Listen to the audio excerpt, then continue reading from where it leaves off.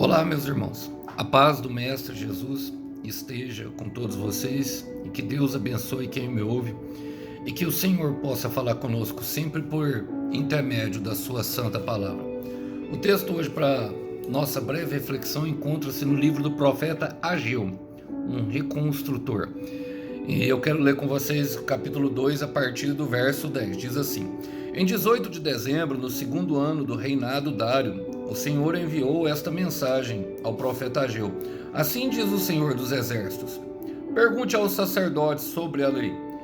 Se alguém levar em sua roupa a carne consagrada de um sacrifício, e se por acaso a roupa tocar um pão num ensopado, em vinho, em azeite ou em qualquer outro tipo de alimento, esse alimento também se tornará sagrado?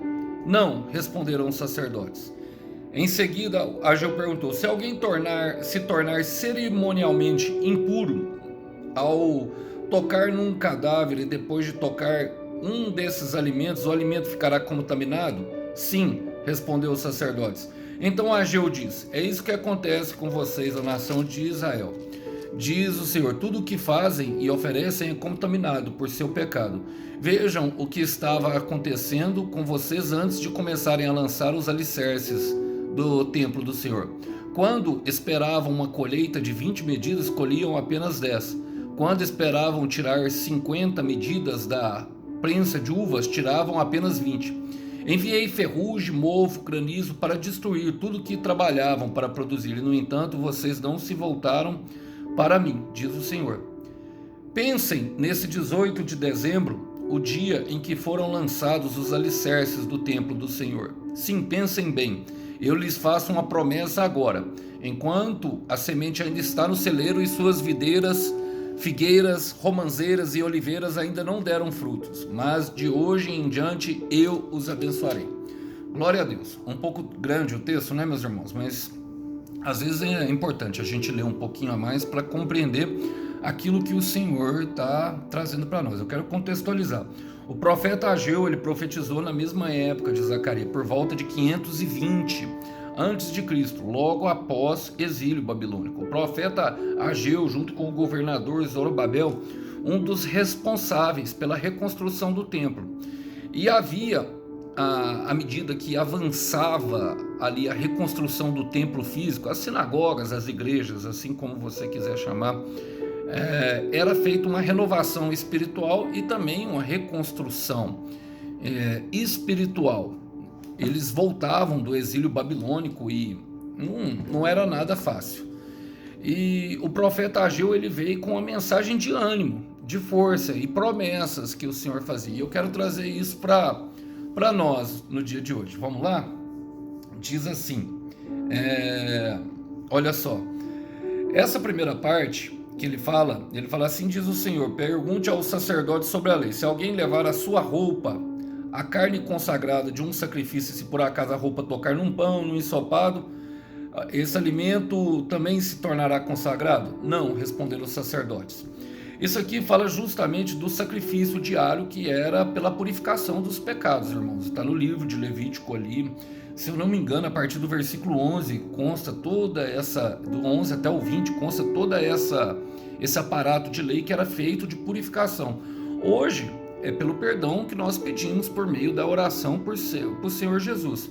Mas a pergunta pertinente que ele faz é justamente aqui, ó. Ele fala assim, ó: esse alimento também se tornará sagrado? O que ele está falando é que se a carne que foi oferecida em sacrifício, que era motivo da purificação dos pecados dele, tocasse em qualquer alimento que fosse, aquele alimento seria consagrado? Não. Santidade, irmãos, não se passa de nós, meros seres humanos, de um para o outro. Ela não se passa. E em seguida ele vai trazendo, a partir do verso 13, ele traz a questão da contaminação, da impureza, que é o pecado. Ele fala, em seguida, Ageu perguntou: se alguém se tornar cerimonialmente impuro ao tocar num cadáver e depois de tocar num desses alimentos, o alimento ficará contaminado? Os mesmos alimentos, a mesma circunstância. E eles respondem, sim. O que Ageu está explicando para eles? Que a impureza, ela se transmite muito mais facilmente do que a santificação. Eu gosto de um versículo que está em Romanos, capítulo 14, versículo 12. Fala assim, ó: assim cada um de nós prestará contas de si mesmo a Deus. Está falando da salvação, que é individual. O que aconteceu ali? Eles criam que justamente e eles estavam falando dos sacerdotes. Os sacerdotes eram responsáveis a ensinar o povo naquele momento.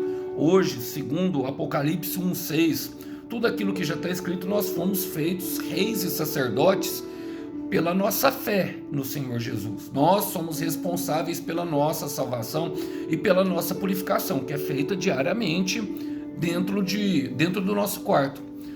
Uma pessoa não pode se responsabilizar pela outra, por mais que exista pastores, presbíteros, bispos e apóstolos, e os cargos que se tornaram hoje, na verdade, são funções e se tornaram cargos na igreja, transformando assim até numa patente, que a gente percebe que um tem mais autoridade, outro tem menos autoridade, como é pregado dentro das igrejas.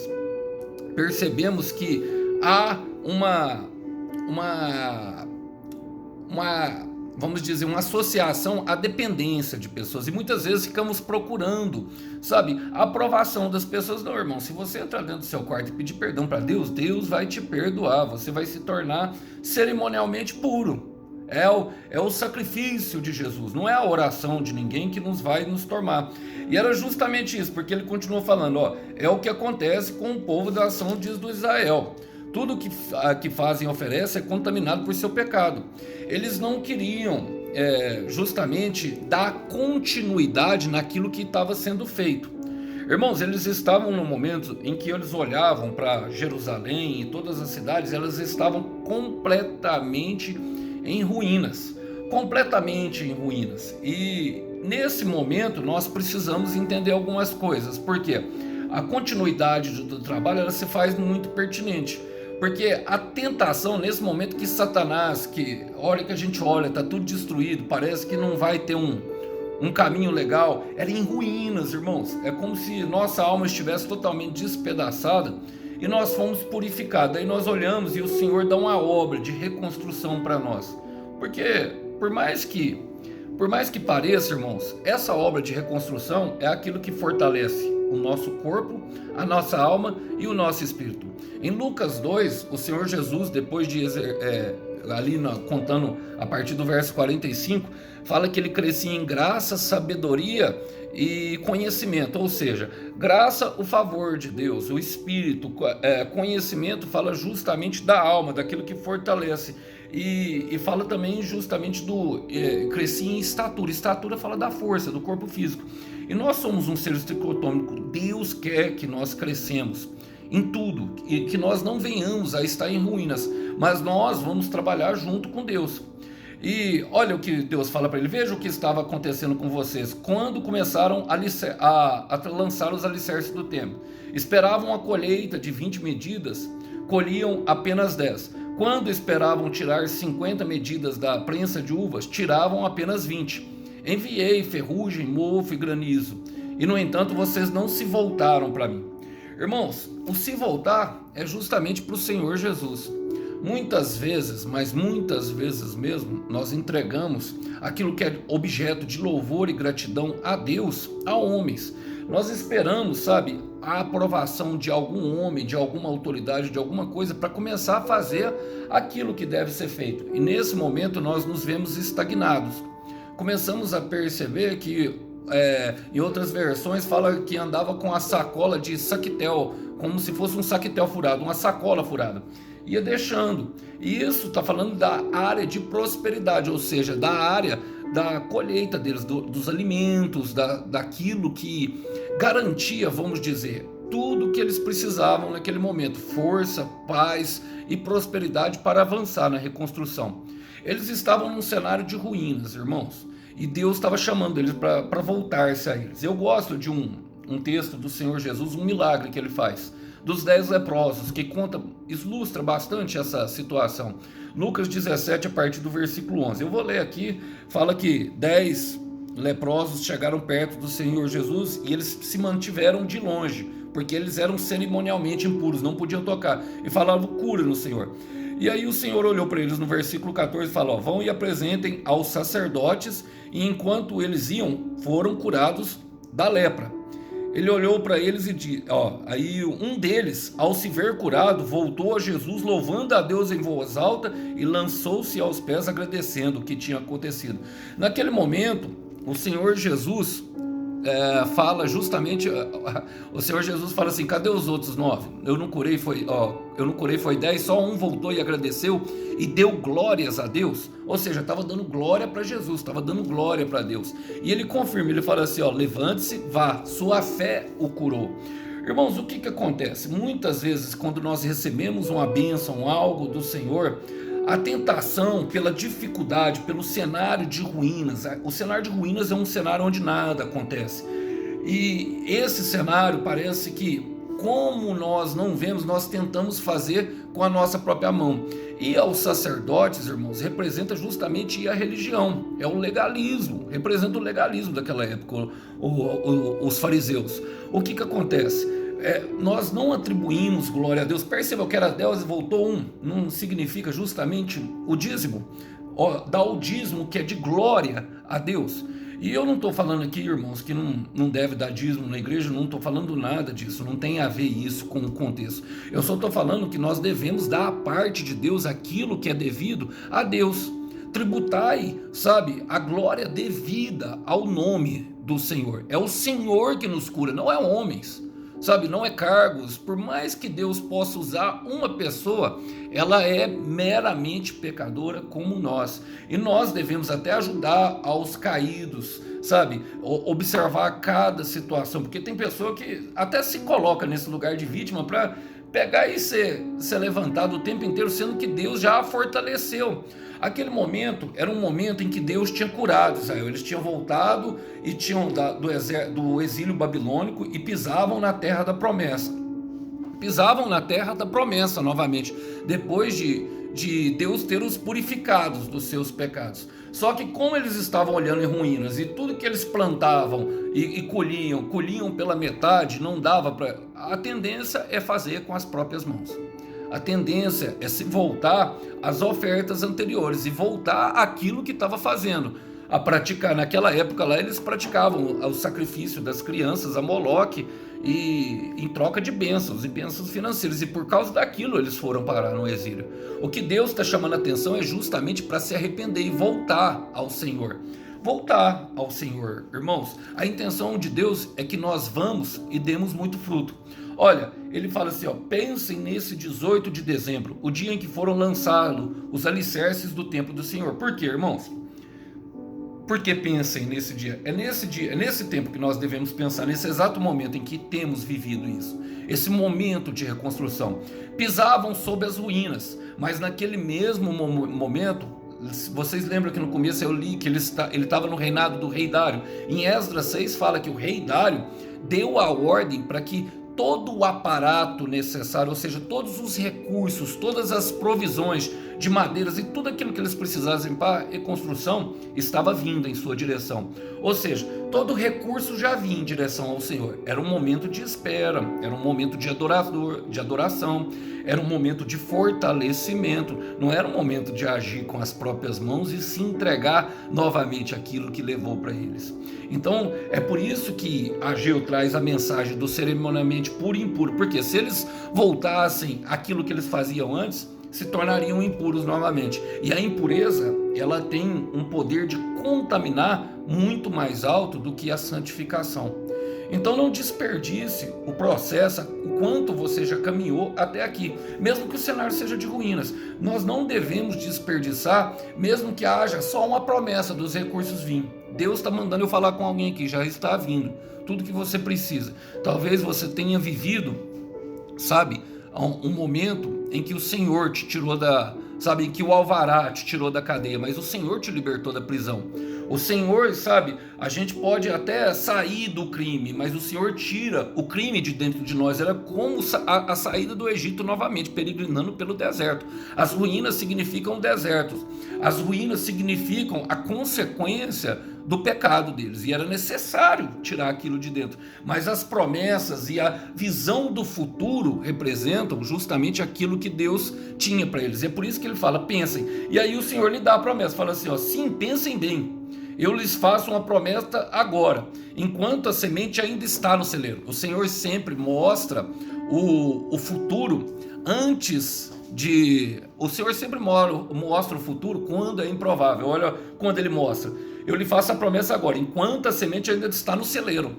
Enquanto a semente está no celeiro e vocês ainda nem plantaram. Ou seja, nem plantaram e o Senhor já estava dando uma visão de futuro para eles. E o que nós precisamos fazer, meus irmãos? Deixar Deus trabalhar. Deixar, sabe, que Deus nos torne leves. Deixar que Deus, sabe, tire tudo aquilo que pesou durante o processo. Isso dói, irmãos. Eu sempre falo, o processo não é fácil, sabe? Ele exige de nós uma certa persistência, força, garra, determinação, foco de querer vencer. Mas isso transforma cada um de nós em muito mais do que vencedores. Olha a intenção de Deus. Olha a intenção de Deus. Eu quero ler com vocês João 15, versículo 16. Diz assim, ó: vocês não me escolheram, mas eu os escolhi. Eu os chamei para irem e produzirem frutos duradouros, para que o Pai lhes dá tudo que pedirem em meu nome. Este é meu mandamento, amem uns aos outros. Mas eu quero ler com vocês também aqui o versículo 7, que fala assim, ó: mas se vocês permanecerem em mim, e minhas palavras permanecerem em vocês, pedirão o que quiserem e lhes serão concedido. É a promessa, você tem a semente, irmão. É um momento de plantar, é um momento de pedir ao Senhor, é um momento de orar, é um momento de deixar Ele purificar, tirar o Egito, tirar o crime, sabe, concedendo liberdade da prisão para nós e não voltarmos à vida antiga. O Senhor está mandando eu falar, não volte. 2 Coríntios capítulo 5, versículo 17, eis que estou em Cristo, sou nova criatura, as coisas velhas ficaram para trás, tudo se fez novo. E já está escrito, meu irmão, já tudo se fez novo. O que você está esperando? Talvez você seja como eu, que fui durante muito tempo, esperando, sabe, a aprovação de algum homem, de alguma pessoa, para falar que se está se fazendo tudo novo. Não, você já está perdoado, meu irmão. Você já está perdoada, minha irmã, já se fez tudo novo. E olha, eu quero falar um pouco, eu falei em outra ministração, mas vou repetir. A videira, ela tem uma tipologia de vida em abundância. A sua vida será plena. Eu não li ainda, mas vou ler. A semente ainda está no celeiro e as suas videiras, figueiras, romãzeiras e oliveiras ainda não deram frutos. A videira tem essa tipologia de vida em abundância. A figueira de segurança.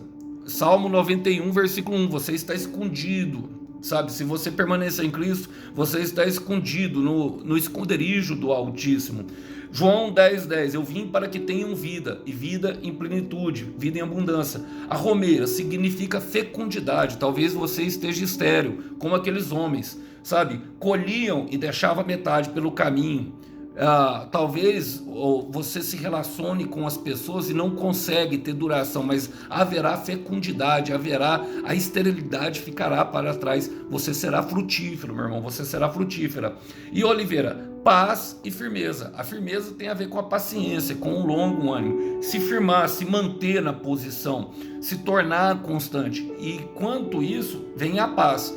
Nós encontramos, sabe, paz nas tempestades, nós encontramos paz no meio da confusão, nós encontramos paz no vale, nós encontramos paz no deserto, nós encontramos a paz dentro de nós. João 14:27, eu vos deixo a minha paz, não como o mundo a dá, é a paz, o eirene, o perfeito bem-estar de Deus. E ele continua falando, mas de hoje em diante eu os abençoarei. Serão todos prósperos, irmãos, serão todos altamente prósperos. Qual que é o segredo? Permanecer, mesmo que esteja num cenário de ruínas, mesmo que o cenário seja caótico, de reconstrução, os recursos já estão vindo. E quando nós permanecemos, eu termino com Isaías capítulo 40:10, o Senhor, o soberano, o que tem o controle de todas as coisas, vem com poder, com seu braço forte ele governa. a sua recompensa com ele está. Eu quero repetir isso para você ouvir, meu irmão. A sua recompensa com ele está. E o seu galardão o acompanha. Acompanha quem? A Deus. Então não façamos igual os outros 10 leprosos, que o Senhor nos cura da lepra, nós voltamos para o lugar onde realmente nós fomos tratados como impuros durante muito tempo. Lembrando que a impureza contamina muito mais do que a santidade. Então, seja firme no propósito. O Senhor se agrada da posição que você está, meu irmão. O Senhor se agrada da posição que você está, minha irmã. Eu sei que não é fácil, não, que é difícil, tá? Mas o Cordeiro tem, sim, uma recompensa para o teu lindo sacrifício. E é aquilo que você tem esperado nele. Que Deus abençoe. A paz do Mestre. Tchau, tchau.